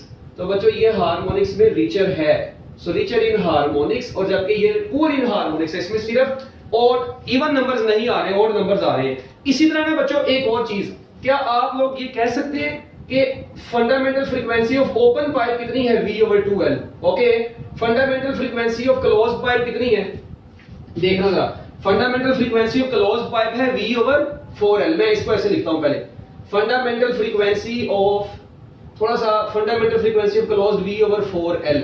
क्या मैं इसको लिख सकता हूं FC is equal to V over 1/2 into V over 2L? ये देखो जरा 1/2L ऐसे लिख सकता हूं? बच्चों मुझे ये बताएं FC इज इक्वल टू 1/2 और ये F ओपन ना बन गई, क्योंकि ये फंडामेंटल फ्रीक्वेंसी है ओपन पाइप की, ये क्लोज की थी, तो क्या मैं कह सकता हूं F closed is equal to F open over 2, और मैं ऐसे भी लिख सकता हूं F open is equal to 2 times F closed. तो बच्चों याद रखना fundamental frequency of open pipe is equal to double of fundamental frequency of closed pipe. तो बच्चों if you are given fundamental frequency of closed pipe, just multiply by 2, you will get the fundamental frequency of open pipe. So we can say that fundamental frequency of open pipe is greater than fundamental frequency of closed pipe by 2. कितने times? 2 times. तो बच्चों ये है छोटी छोटी बातें जो कि आप लोगों को अच्छे तरीके से आनी चाहिए और ये पेपर में आ भी जाती होती हैं। Fundamental frequency of open pipe is, अब देखो मैं ये भी पूछ सकता हूँ ratio of fundamental frequency to open to close, तो आंसर कितना आ जाएगा? 2/1। तो open to close fundamental frequency ratio कितनी आती है बच्चों? 2/1। 1 ये 2 इधर आ रहा है, F इधर आ गया। ये बड़ा इंपॉर्टेंट एमसीक्यू है, ये अक्सर औकात आया भी होता है। हार्मोनिक्स पुअर कौन से हैं, रिचर कौन से हैं, ये बताना चाहिए। इनकी रेशियो आप लोगों को बतानी चाहिए। ओवरटोन्स की रेशियो भी आप लोगों से पूछी जा सकती है। एक चीज और, अब देखिए अगर इसके ओवरटोन्स की रेशियो पूछी जाए ना वो अलग होगी, इसकी अलग से है, ठीक है, दोनों की अलग। अगर इसके एक से पूछी जाए तो फिर फंडामेंटल फ्रीक्वेंसी की पहले इसकी पुट करना, बाद में इसकी वाले की पुट करना। देखो यहाँ पर जो बच्चे गलती करते हैं, मैं अब आप लोगों को एक एमसीक्यू करवाता हूं। मैं कहता हूं यार second overtone of open pipe, ठीक है जी, टू द सेकंड ओवरटोन, अब देख लो जरा मैं गलती बता रहा हूं, second overtone of closed pipe. अब देखिए अक्सर बच्चे ये काम करते हैं, second overtone of open pipe किधर है? ये है सेकंड ओवरटोन, थर्ड हार्मोनिक, वो कितना है? 3F1। अच्छा इधर लिखा मैंने 3F1, ठीक है। अच्छा ये second overtone of close pipe किधर है? क्लोज पाइप का सेकंड ओवरटोन फिफ्थ हार्मोनिक है 5F1। अब बच्चे ये काम करते हैं F1 को F1 से काट देते हैं, वो चर्सी लोगों, और ये फंडामेंटल फ्रीक्वेंसी ओपन की है, ये क्लोज्ड की है, कैसे काटोगे? आपको तो पता है ये ओपन पाइप की फंडामेंटल फ्रीक्वेंसी है, ये क्लोज्ड पाइप की फंडामेंटल फ्रीक्वेंसी है, और मैंने आपको भी क्या तरीका बताया है कि F open is equal to 2 times F closed, या F open over F closed कितना है? 2/1। तो बच्चों यहां पर 2/1, तो आंसर कितना आ जाएगा? 6/5 इज योर आंसर। अब ये दो डिफरेंट की मैंने रेशियो पूछ ली थी, अगर मैं एक की ही पूछता, मतलब इसी की पूछता second overtone to first overtone, तो फिर तो 5/3 आ जानी थी इसकी अपनी, क्योंकि इसका F1 सेम है। मगर अगर इसके लिहाज से इसका पूछा गया तो फिर F1 सेम नहीं होंगे, फिर ये ना मतलब कि काट दे, फिर आप लोग इसको इस तरीके से करेंगे, F open over F close is equal to 2/1। So these are the number of MCQs, ठीक है जी, according to your text book. तो बच्चों इसकी स्क्रीनशॉट लें, ये आपका stationary waves in air column भी खत्म हो चुका है, जल्दी स्क्रीनशॉट लेने। बेस्ट ऑफ लक, अल्लाह हाफिज। इसके बाद डॉपलर इफेक्ट पढ़ते हैं हम, कर लें इसको नोट जल्दी स्क्रीनशॉट लें पहले तो। ओके आई थिंक अब आप लोगों ने स्क्रीनशॉट ले ली होगी, ठीक है। तो अब आप लोग इसको अच्छे तरीके से अपने दिमाग के साथ, ठीक है, घर में बैठ के जरा सोल्व करें। Best of luck.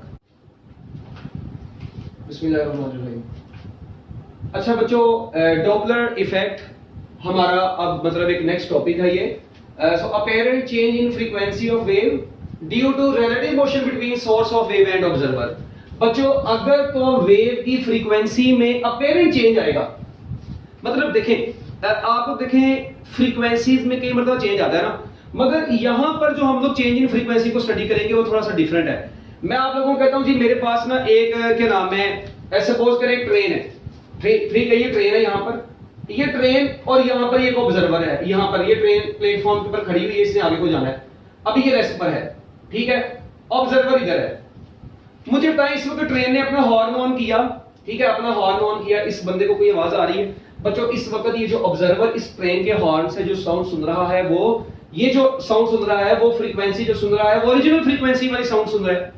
इस वक्त जो साउंड सुन रहा है उसकी फ्रीक्वेंसी ओरिजिनल फ्रीक्वेंसी है, वो F है। ओके, अब होगा क्या, अभी तो 4 केस बनेंगे।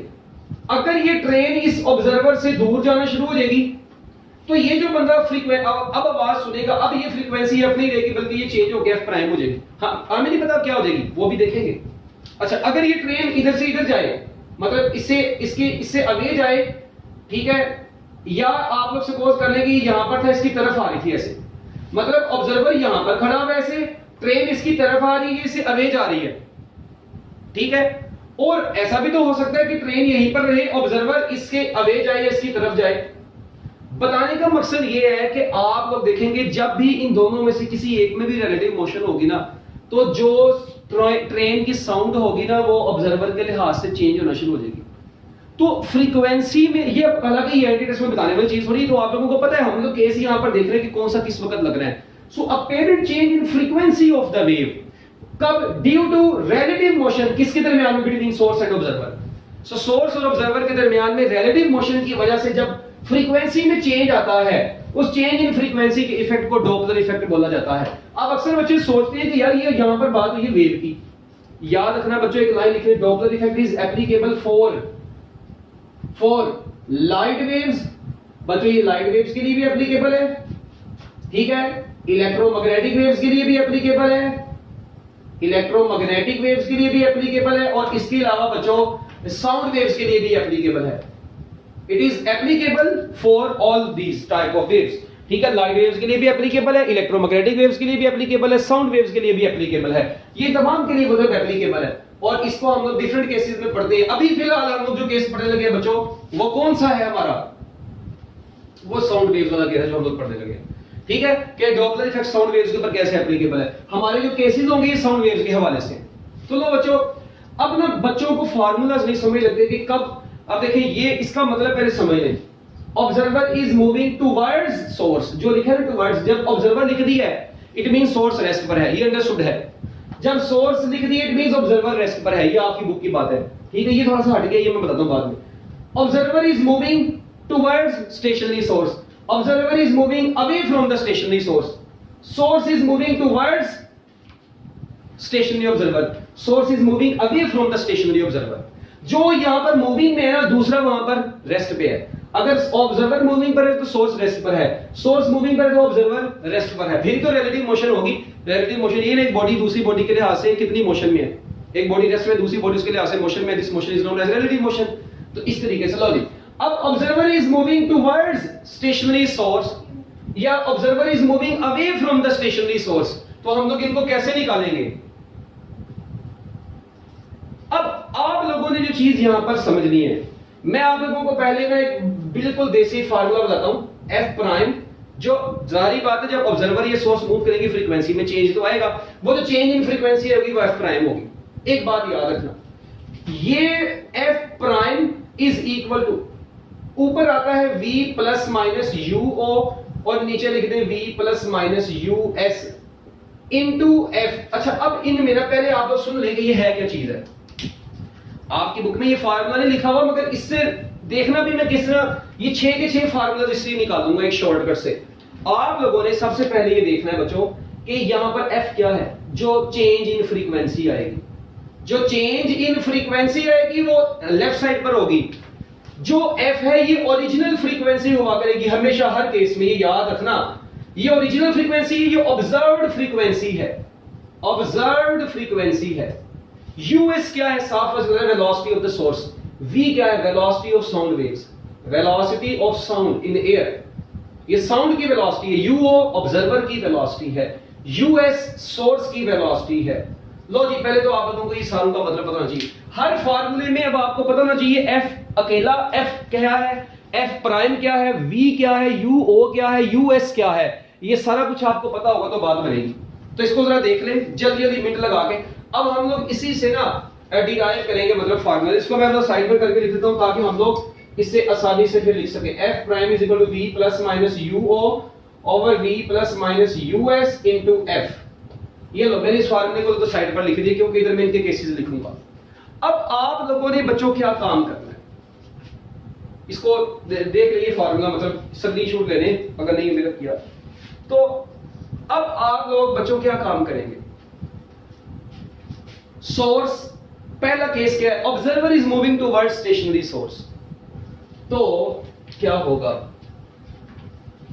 लो जी बच्चों, when observer is moving towards stationary source, source is at rest, पहले सबसे फार्मूला लिखे, वो क्या था, f prime is equal to, ऐसे ये ब्रैकेट बाहर f, ये तो ऐसे ही आएगा। अच्छा, कौन मूविंग कंडीशन में, ऑब्जर्वर मूविंग कंडीशन में, तो ऊपर वाला v और uo तो ऐसे ही आएगा। अच्छा, observer is moving towards stationary source, source is at rest, so its velocity will be 0, ये पूरी चीज 0 होगी। और भाई ये डिनोमिनेटर जीरो हो गया सिर्फ, मतलब ये यूएस जीरो हो गया, सिर्फ वी बच गया। एक बात, अब रोला है कि यहां पर तो प्लस माइनस का क्या आएगा, नीचे में तो प्लस माइनस खत्म हो गया ना, सिर्फ वी बच गया। अब देखिए बच्चों, जब ऑब्जर्वर मूव कर रहा होगा किसकी तरफ, स्टेशनरी सोर्स की तरफ, ठीक है, जरा गौर से सुनना, तो याद रखना दरमियान में यहां पर प्लस आएगा। ऑब्जर्वर मूव कर रहा होगा सोर्स की तरफ, तो बच्चों क्या आएगा, प्लस आएगा। वो प्लस क्यों आएगा, उसका मैं आप लोगों को ना एक शॉर्टकट बताता हूं, डिराइव तो नहीं करना है, मैं आप लोगों को एक शॉर्टकट बताता हूं। देखें, आप लोगों के पास ना क्या नाम है अपना, मैं कहता हूं एक पुलिस है और एक चोर, ठीक है, पुलिस चोर का थोड़ा सा खेल है यहां पर, और उस तरीके से आप लोग इसको अंडरस्टैंड कर सकते हैं। तो अगर मैं आप लोगों को कहता हूं, सपोज करते हैं मेरे पास पुलिस है यहां पर, ठीक है, पुलिस का बंदा ये, ठीक है, ये पुलिस है, ये सोर्स है, और यहां पर चोर है, ठीक है जी, यहां पर चोर है और ये ऑब्जर्वर है। ओके, अब आप लोगों ने जो चीज अंडरस्टैंड करनी है वो क्या है, आप लोग देखें कि जब ऑब्जर्वर कौन है, चोर, जब चोर पुलिस की तरफ आएगा यानी सोर्स की तरफ आएगा, तो भाईजान ये पुलिस के लिए पॉजिटिव चीज होगी, नेगेटिव, चोर खुद चल के आया तो ये उसके लिए पॉजिटिव चीज हो जाएगी। तो इसका मतलब ऑब्जर्वर खुद चल के आया तो ऑब्जर्वर की वेलोसिटी के साथ पॉजिटिव आ जाएगा, ठीक है। सोर्स तो रेस्ट पर है, ये रेस्ट पर है, नीचे यूएस जीरो हो गया है, ऑब्जर्वर इसकी तरफ खुद आ रहा है, चोर खुद ब खुद आ रहा है, तो भाई हमें क्या जरूरत है, पुलिस को क्या जरूरत है पंगे लेने की, वो खुद ब खुद आ गया तो पॉजिटिव आएगा। ओके, इसी तरह अब देखें, जब चोर इससे अवे जाएगा तो देखें सोर्स रेस्ट पर ही है, तो नीचे तो वी ही आएगा, इधर एफ आएगा, इधर यू ओ आएगा। अब चोर जो है ना वो पुलिस वाले से दूर जा रहा है, पुलिस वाले के लिए क्या चीज होगी, नेगेटिव चीज होगी, तो ऑब्जर्वर की वेलोसिटी के साथ नेगेटिव आ जाएगा। ये बस इस तरीके से याद रख ले इसको। इसी तरह F prime is equal to, हाँ जी, अब यहां पर क्या आएगा, अब देखिए source is moving, it means observer is at rest, U O zero हो गया, ऊपर वी आएगा, नीचे आएगा वी और साथ में आ जाएगा यूएस। अब मुझे ये बताएं, अब सोर्स मूव करेगा किसकी तरफ, ऑब्जर्वर की तरफ, source is moving towards observer, यानी सोर्स जो है वो थीफ की तरफ जाएगा, तो बच्चों थीफ के लिए, चोर के लिए ये नेगेटिव चीज है, पॉजिटिव नेगेटिव चीज है, तो बच्चों इधर क्या आ जाएगा, फिर नेगेटिव का साइन आ जाएगा। मतलब जो रेस्ट पर होगा उसके लिहाज से देख रहे हैं पॉजिटिव चीज आ रही है, नेगेटिव। जिस तरह ऑब्जर्वर मूविंग कंडीशन में था तो सोर्स के लिए ये पॉजिटिव चीज थी, जो पुलिस के लिए तो पॉजिटिव आया, पुलिस के लिए नेगेटिव से दूर जाना तो नेगेटिव आया। इसी तरह जब अब क्या हो रहा है, अब सोर्स जा रहा है किसकी तरफ, ऑब्जर्वर की तरफ, तो ऑब्जर्वर के लिए ये नेगेटिव चीज है, तो बच्चों क्या आ जाएगा, नेगेटिव का साइन आ जाएगा। ठीक हो गया, तो नेगेटिव का साइन आ गया। उसके बाद अगर अब चौथा case, F prime is equal to V over V minus US या वी प्लस यूएस, हमें नहीं पता।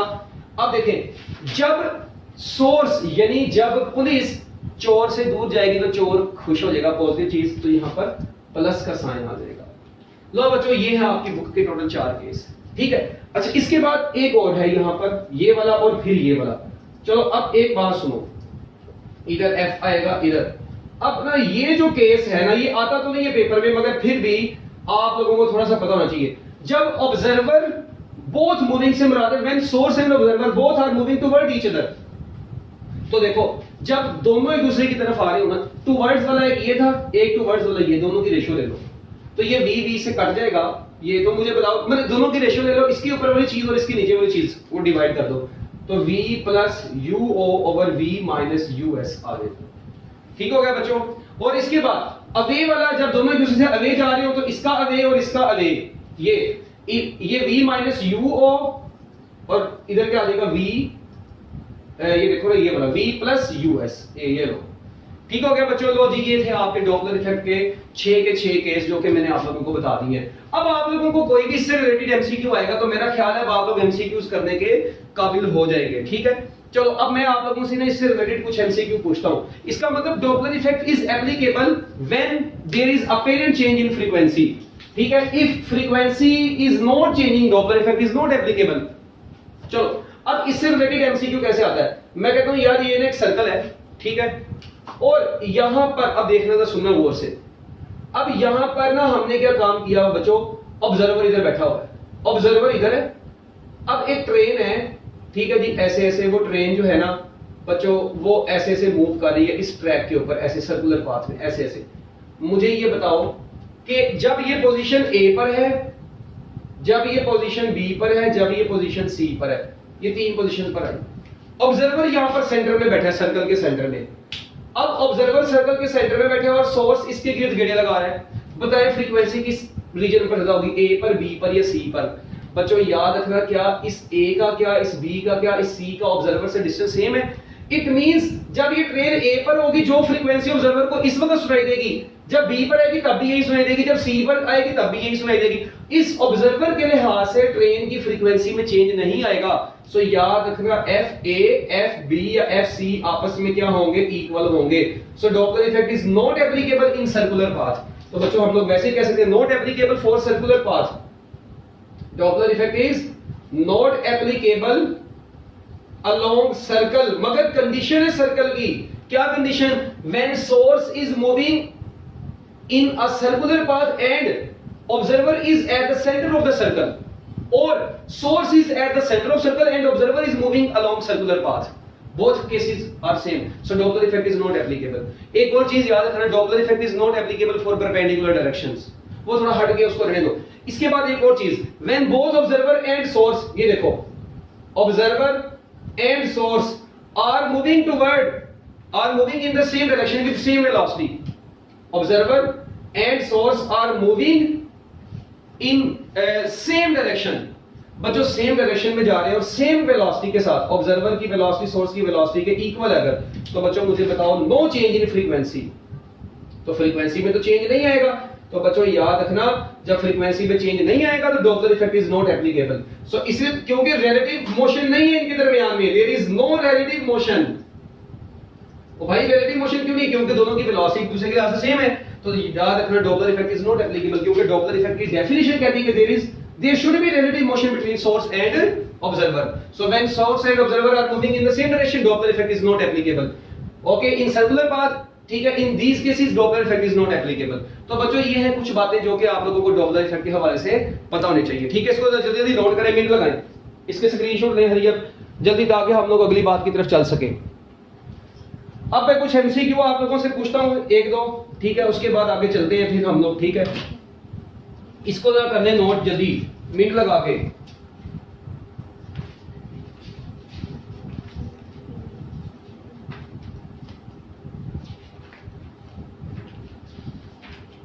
अब ना यहां पर एक आधा एमसीक्यू मतलब लिख लें कि an observer is moving away from the stationary source, लिख लें an observer is moving away from stationary source, an observer is moving away from stationary source, an observer is moving away from stationary source, लिखते जाएं। an observer is moving away from stationary source with a speed 0.75 v, with a speed an observer is moving, ये देखें मैं data लिखता हूं, observer moving away from stationary source, observer moving away from stationary source with speed 3/4 v, speed of sound के 3/4 part से move कर रहा है, 3/4 v। the apparent frequency observed by the observer will be, apparent frequency will be, लो जी बच्चों, apparent frequency क्या होगी? apparent frequency will become, अब ये आप लोगों के पास एक छोटा सा एमसीक्यू आ गया, observer is moving away from the stationary source with speed 3/4 v, the apparent frequency will become। अब बच्चों ऑप्शन आप लोग इसके लिख रहे हैं 4f, बीटा ऑप्शन लिखे f/4, चार्ली ऑप्शन बच्चों लिख रहे हैं 4/f, और डेल्टा ऑप्शन बच्चों आप लोग लिख रहे हैं 2f। ठीक है, अब देखो मेरी बात सुनो, अब इसको कैसे करना है, एक छोटा सा मतलब अब इससे रिलेटेड कई एमसीक्यू बन सकते हैं ना। आप लोगों ने कॉन्सेप्ट सीखना क्या है, ऑब्जर्वर मूव कर रहा है एक बार, away from the stationary source move कर रहा है, ना देखो ऊपर वाला फार्मूला, ना देखो, भूल जाओगे, तुम लोगों को आता है, मैं तो डायरेक्ट तरीका बताया था, f prime is equal to f। हाँ जी, observer is moving, it means ऊपर आएगा v और u और नीचे v आ जाएगा अकेला, क्योंकि सोर्स रेस्ट पर है। अच्छा, अब observer is moving away from stationary source, यानी ऑब्जर्वर चोर है और स्टेशनरी सोर्स पुलिस है। अब चोर पुलिस से दूर जा रहा है, पुलिस के लिए क्या चीज हो जाएगी? नेगेटिव। तो मैंने बताया था ये नेगेटिव आ जाएगी। एक बात तो फार्मूला आप लोगों के सामने आ गया। अब जो ऑब्जर्वर की स्पीड है वो कितनी दी है मैंने आपको? बच्चों मैंने आपको बोला ऑब्जर्वर की जो स्पीड है वो 3/4v है, तो नीचे v और साथ में ये f बच गया। जब ऊपर आप लोग एलसीएम लेंगे 4v माइनस 3v ओवर 4, नीचे v और साथ में ये आ गया f, तो बच्चों वो ऊपर कट गया, सिर्फ और सिर्फ क्या बच गया? मतलब 3v minus 4v minus 3v, v/4 और नीचे आ गया v इंटू f। क्या ख्याल है? तो बच्चों अब ये v से कट नहीं गया, देखो v से कट जाएगा तो आपके पास सिर्फ और सिर्फ क्या बचेगा? तो आपके पास बच्चों जो f प्राइम बचेगी वो f/4 आ जाएगी। सो f/4 इज योर आंसर। कितना टाइम लगा? तो इसका मतलब है कि अब इस पे तो टाइम ही तो नहीं लगा भाई, f/4 is your final answer, बस खत्म कहानी। तो आपको अगर ऑब्जर्वर की वेलोसिटी दी हो और ठीक है जी आप लोगों से अपीरेंट फ्रीक्वेंसी पूछ ली जाए in terms of original frequency, तो बाय चांस सिर्फ इन्हीं को यूज करना है आपने बस, तो आपके आंसर आ जाने हैं। तो लो जी बच्चों ये है आपका डॉपलर इफेक्ट का छोटा सा टॉपिक, ठीक है, जो कि अब मेरी तरफ से मुकम्मल तौर पे खत्म हो चुका है। तो आप लोग इसको नोट कर लें, अच्छे तरीके से समझ लें। अब इससे रिलेटेड एमसीक्यूज मेरा ख्याल है आप लोगों को आने चाहिए, ठीक है बच्चों। सो बेस्ट ऑफ लक, अल्लाह हाफिज। मेन चीज आपकी जो थी ना वो डॉपलर इफेक्ट की, वो सारी मैंने आपको बता दी है। तो डॉपलर इफेक्ट के रिलेटेड एमसीक्यूज, ठीक है। एक चीज और आपको पता होना चाहिए, जब सोर्स, आखिरी बात सुनना, जब ऑब्जर्वर मूव करता है ना सोर्स की तरफ और सोर्स रेस्ट पे होता है, तो वेवलेंथ में, ठीक है ना, कोई चेंज नहीं आ रहा होता, स्पीड और फ्रीक्वेंसी में चेंज आ रहा होता है। और बच्चों जब सोर्स मूव कर रहा होता है ना तो उसकी वेव्स में कंप्रेशन आती है, एक्सपेंशन आती है, फिर वेवलेंथ में चेंज आता है, फिर फ्रीक्वेंसी में चेंज आता है, ठीक है। तो ये आप लोग टेक्स्ट बुक से भी पढ़ सकते हैं, बुक की लाइन ही है ये, मगर मेन कॉन्सेप्ट इसका एक सर्कुलर मोशन वाला, एक रिलेटिव मोशन वाला, एक ये एमसीक्यू और वो 6 केस, ये आपको अच्छे तरीके से आना चाहिए। और वो जो ऊपर लाइन लिखी है कि ये इन वेव्स के लिए एप्लीकेबल है, तो और भी वेव्स के लिए एप्लीकेबल है, मगर ये 3 हमारी किताब में लिखी हैं न्यूमेरिकल वगैरह को मिला के। ओके बच्चों, बेस्ट ऑफ लक, अल्लाह हाफिज।